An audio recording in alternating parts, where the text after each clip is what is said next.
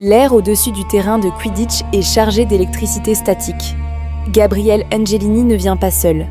Il est entouré d'une garde d'élite de la mafia italienne et de quelques mange-morts impatients. Le message de Pansy a porté ses fruits. Il soupçonne Ruby de s'amollir. Gabriel se tient au centre du terrain, sa cape noire claquant au vent. Ruby s'avance, Drago à ses côtés, leurs mains frôlant leurs baguettes. « Ruby !» tonne Gabriel. « On me rapporte que tu joues à la petite écolière amoureuse au lieu de préparer le terrain pour notre maître.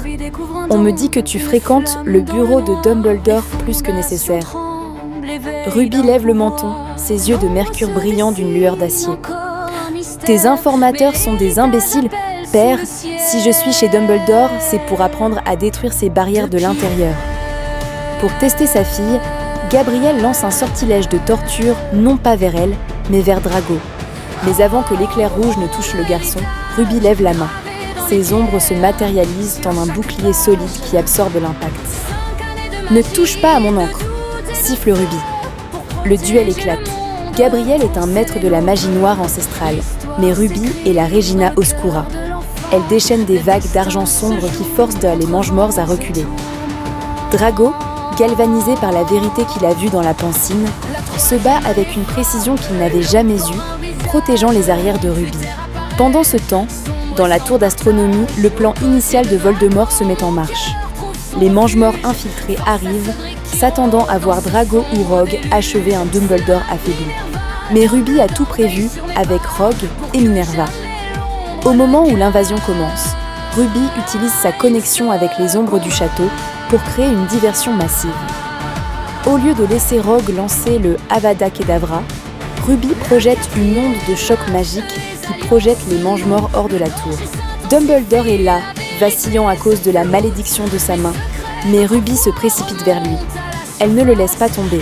Elle utilise la pureté de sa magie d'argent pour geler la progression du poison noir dans le bras du directeur. « Pas ce soir, monsieur le directeur !» murmure-t-elle. « Nous avons encore besoin de votre lumière. » Gabriel, voyant que l'école ne tombe pas et que sa fille est plus puissante que lui, comprend qu'il a perdu l'élément de surprise. Rogue, jouant son rôle jusqu'au bout, hurle aux mange-morts de battre en retraite avant que l'ordre du Phénix n'arrive en renfort total. Gabriel jette un dernier regard plein de haine à Ruby. « Tu as choisi ton camp, Ruby.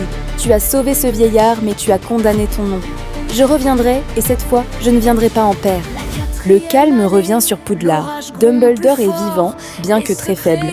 Il est transporté à l'infirmerie sous la garde de Minerva et de Madame Pomfrèche. Grâce à l'intervention de Ruby et au double jeu parfait de Rogue, Voldemort croit que l'attaque a échoué à cause d'une intervention imprévue de la mafia italienne. Une ruse inventée par Rogue pour protéger Ruby. Dans le bureau de Dumbledore, Drago et Ruby se tiennent la main. « On a changé le destin », dit Drago, regardant Ruby avec une admiration sans borne. « On a juste gagné du temps », répond Ruby. « Voldemort va être furieux. Mais maintenant, on a Dumbledore avec nous pour la suite. » La main de Dumbledore est un compte à rebours. Le poison du Horcrux, la bague des Gaunes, continue de ronger sa vitalité. Rogue avoue à Ruby qu'il ne peut plus stopper la nécrose avec des potions. La magie noire de Voldemort ne peut être combattue que par une force de nature opposée et égale, explique Rogue dans le laboratoire secret. L'argent pur de votre lignée, Ruby, est le sacrifice volontaire. Ruby comprend ce qu'elle doit faire. Elle utilise ses pouvoirs de Regina Oscura non pas pour détruire, mais pour absorber. Dans une scène déchirante, elle pose ses mains de mercure sur la main noire de Dumbledore. Sous les yeux de Minerva, Ruby aspire la malédiction en elle-même. Son sang d'argent combat le poison noir. Elle s'effondre, mais le bras de Dumbledore redevient sain.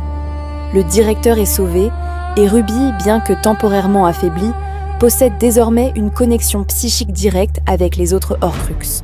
Grâce au poison qu'elle a absorbé, Ruby peut sentir les Horcrux. Accompagnée de Drago, Harry et Rogue, elle mène une traque éclair à travers le pays. Ils détruisent le médaillon de Serpentard dans la caverne. Ils récupèrent seule la coupe de Poufsouffle chez Gringotts grâce aux ombres de Ruby qui trompettent les gardes. Drago prouve sa valeur en détruisant lui-même le diadème de Serre d'Aigle dans la salle sur demande, prouvant qu'il a définitivement tourné le dos aux ténèbres. Chaque Horcrux détruit affaiblit Voldemort, mais renforce la rage de Gabriel Angelini, qui voit son influence s'évaporer. Voldemort et Gabriel lancent l'assaut final sur Poudlard. Les Mangemorts et la mafia italienne encerclent le château. Mais cette fois, les défenseurs sont prêts. Dumbledore, debout sur les remparts, déchaîne une magie de feu blanc. Minerva mène les statues de l'école au combat. Ruby et Drago font face à Gabriel et Voldemort dans la grande cour. « Tu as trahi ton sang pour un garçon et un vieillard !» hurle Gabriel. « J'ai choisi ma famille, père !» répond Ruby. « Et ce n'est pas toi. Le duel est titanesque. Drago affronte son propre destin en protégeant Ruby des attaques de Voldemort, tandis que Ruby utilise toute la puissance de la Regina Oscura pour emprisonner son père dans des chaînes d'argent éternelles. Voyant ses Horcruxes détruits, Voldemort tente un dernier sortilège de mort, mais le lien entre Ruby et Drago crée un bouclier de lumière pure que personne ne peut briser. La guerre est finie. Voldemort est tombé et Gabriel Angelini est enfermé dans une prison dont aucune ombre ne peut sortir. Poudlard est en reconstruction.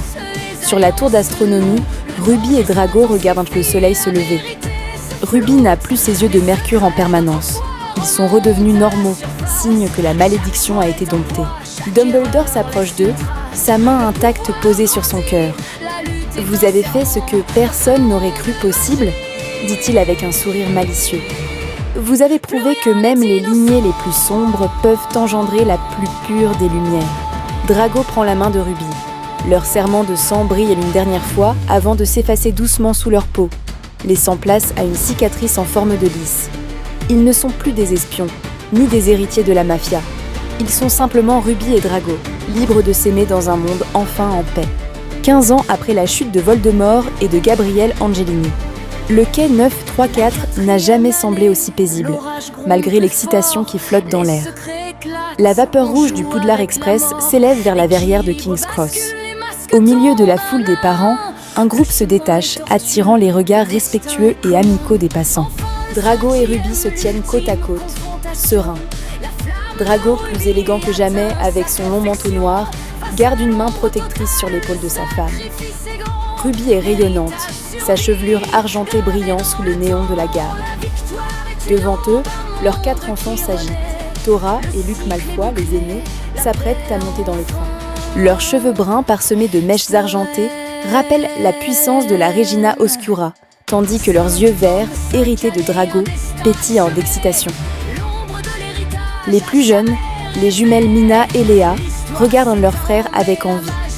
Elles arborent la blondeur platine des Malfoy, mais leurs yeux hétérochromes, un bleu, un argent, sont le signe indéniable du sang de Ruby. « N'oubliez pas », murmure Ruby en embrassant Luc et Tora.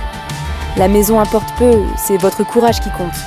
Et évitez de faire exploser les cachots dès la première semaine », ajoute Drago avec un clin d'œil malicieux, repensant à sa propre jeunesse. Ron et Hermione les rejoignent, chargés de mal. Ron semble avoir du mal à accepter que sa petite Tania parte déjà. La jeune fille, avec les cheveux broussailleux de sa mère et les yeux rieurs de son père, porte déjà fièrement sa robe de sorcier. À ses côtés, le petit Colin, portrait craché de Ron mais avec le regard perçant et intelligent d'Hermione, s'accroche à la main de sa sœur. « Ne t'inquiète pas, Tania, » dit Hermione en ajustant le col de sa fille. « Tu as déjà lu tous tes livres, tu seras la meilleure. » Harry et Ginny arrivent enfin, leurs 3 enfants courant devant eux. Les jumeaux Timéo et Sergei Potter sont les premiers à rejoindre Luc et Tora. Ils partagent les cheveux ébouriffés de Harry et les yeux vifs de Ginny. Ils forment déjà une bande inséparable avec les fils de Drago. La petite Lana, la Benjamine, regarde le train s'éloigner avec les yeux verts célèbres de son père et la chevelure flamboyante de Ginny. Le sifflet retentit. Les 5 enfants, Tora, Luc, Tania, Timéo et Sergei, montent sur le marchepied agitant les mains. Harry s'approche de Drago et Ruby. Les anciens rivaux échangent un sourire complice, une paix profonde scellée par les épreuves passées. Qui aurait cru, Malfoy, que nos fils finiraient par partager le même compartiment, s'amuse Harry. Tant qu'il ne ramène pas un troll dans le château, ça me va, répond Drago en resserrant son étreinte autour de Ruby. Le train s'ébranle lentement. Ruby regarde ses fils s'éloigner vers l'avenir qu'elle a combattu pour leur offrir. Elle sent une chaleur douce sur son bras, là où se trouvait autrefois la marque d'ombre. Aujourd'hui, il n'y a plus que la lumière. Elle pose sa tête sur l'épaule de Drago, tandis que Ron, Hermione, Harry et Ginny agitent leurs mains vers le train qui disparaît dans la brume. Ruby et Drago ont enfin trouvé la paix et une famille à l'image de leur force.